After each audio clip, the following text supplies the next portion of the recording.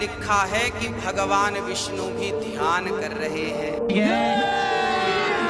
अभी मजा आएगा ना भिड़ो। कि भगवान विष्णु किसका ध्यान लगाते हैं? क्या भगवान विष्णु से ऊपर कोई है? अरे भाई क्या बताऊं मैं क्या बताऊं?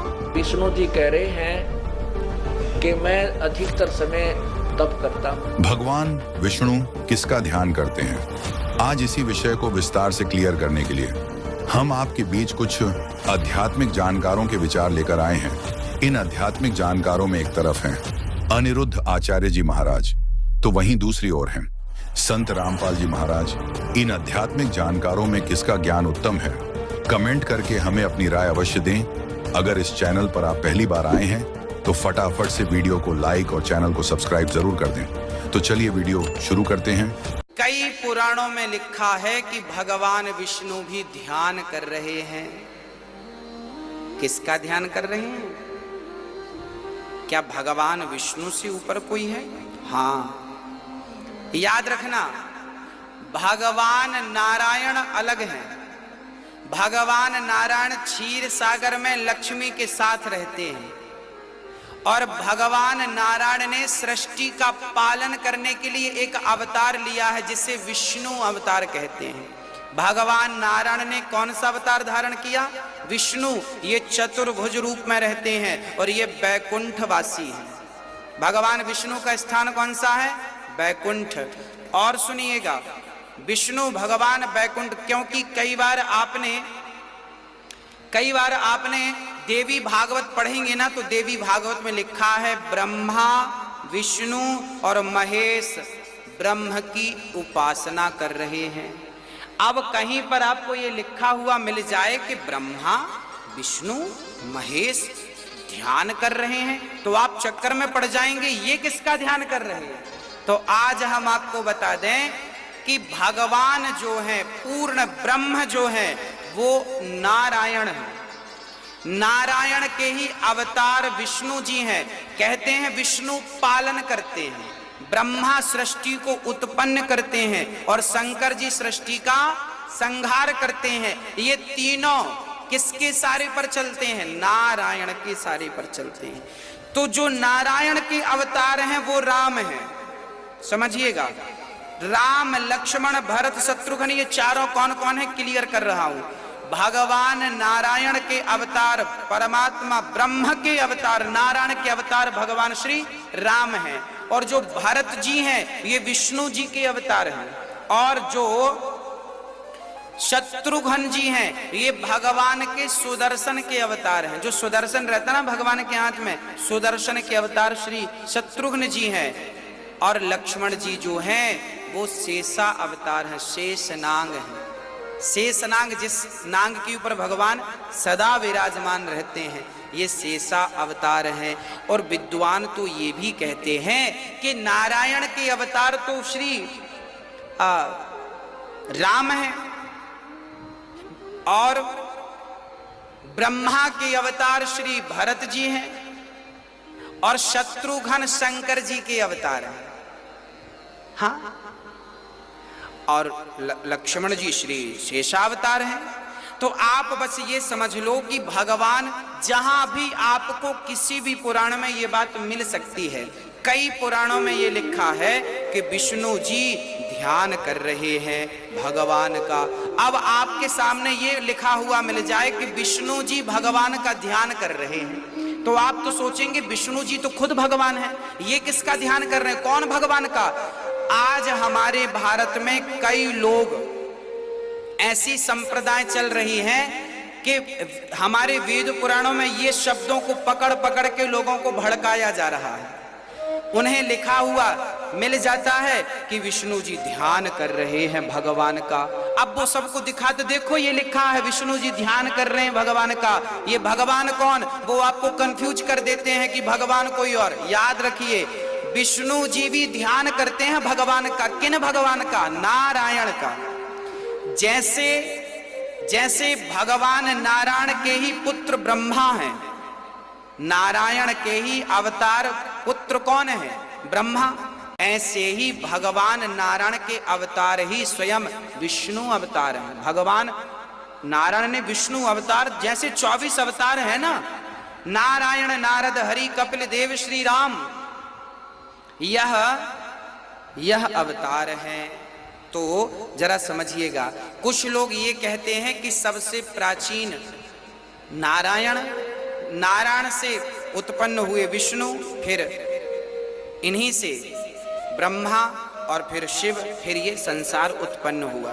तो भगवान नारायण अलग हैं क्षीर सागर में, वो बहुत आवश्यक हो तो ही मीटिंग अटेंड करते हैं, नहीं तो वहीं से सब पड़े पड़े देखते रहते हैं क्या चल रहा है। तो कंफ्यूज ना हो आप, इसलिए मैंने आपको स्पष्टता से कह दिया। कहीं भी आपको लिखा हुआ मिल जाए कि विष्णु जी भगवान का ध्यान कर रहे हैं, तो वहां पर यही आशय है कि वो नारायण का ध्यान कर रहे हैं, ना कि किसी और का। भगवान विष्णु की बात की जाए तो उन्हें भी आपने ध्यान अवस्था में ही ज्यादातर देखा होगा। भगवान राम जो खुद ध्यान लगाते हैं, तो ज्यादातर देवी देवता या आप कहते हैं भगवान, उन्हें आपने ध्यान करते हुए देखा होगा। अगर हम कहते हैं कि भगवान राम किसका ध्यान लगाते हैं, तो आप ज्यादातर लोग यही कहते हैं कि वो भगवान शिव का ध्यान लगाते हैं। जब हम पूछें कि भगवान विष्णु किसका ध्यान लगाते हैं, तो कहा जाता है वो भगवान शिव का ध्यान लगाते हैं। जब हम कहते हैं कि भगवान शिव किसका ध्यान लगाते हैं, तो कहते हैं भगवान शिव भगवान राम का ध्यान लगाते हैं। तो बात यह है, सवाल ये उठता है कि क्या सभी देवी देवता एक दूसरे का ध्यान लगाते हैं? भगवान विष्णु जिन्हें हम बहुत ही त्रिदेव में मानते हैं, ब्रह्मा विष्णु महेश, क्या वो शिव का ध्यान लगाएंगे? इन तीनों को तो बराबर उपाधि दी गई है ना, तो वो एक दूसरे का ध्यान क्यों लगाएंगे? कभी सोचा है? जी नहीं, जो आप सोचते हो वो बहुत गलत है कि भगवान शिव राम का ध्यान लगाते हैं, राम शिव का ध्यान लगाते हैं, विष्णु शिव का ध्यान लगाते हैं। जी नहीं, इस बात को आपको ध्यान से सुनना और समझना पड़ेगा। शिव जो ध्यान लगा रहे हैं वो किसका लगा रहे हैं? विष्णु जो ध्यान लगा रहे हैं किसका लगा रहे हैं? भगवान राम जो ध्यान लगा रहे हैं वो किसका लगा रहे हैं?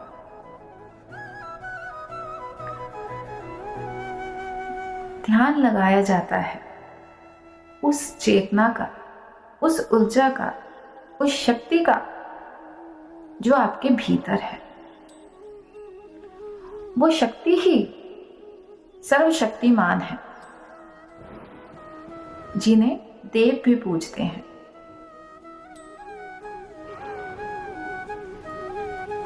सभी देवी देवता, यहाँ तक कि विष्णु शिव भी उस शक्ति का ध्यान लगाते हैं।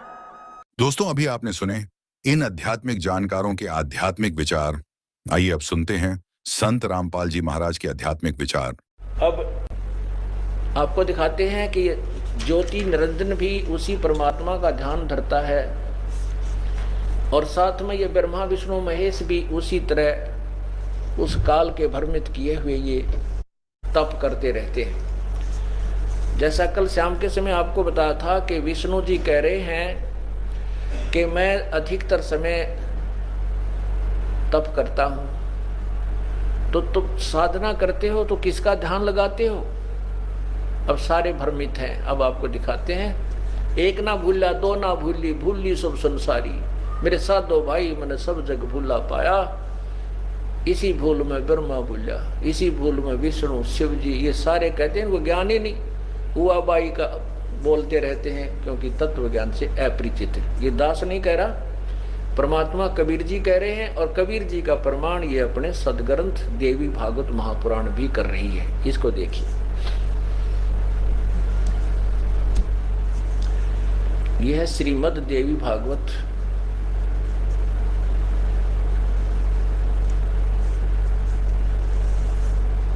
ये पुराण है, और ये कहाँ से प्रकाशित है? गीता प्रेस गोरखपुर से, ये गीता प्रेस गोरखपुर से। और यहाँ देखिएगा संक्षिप्त श्रीमद् देवी भागवत, और संपादक हैं हनुमान प्रसाद पोदार चिमनलाल गोस्वामी। इसके प्रकाशक कौन है ये देखिए। प्रकाशक एवं मुद्रक गीता प्रेस गोरखपुर, गोविंद भवन कार्यालय कलकत्ता का संस्थान। इसके अंदर पृष्ठ नंबर 28-29 पर आप देखिएगा, ये देखिएगा पृष्ठ 28,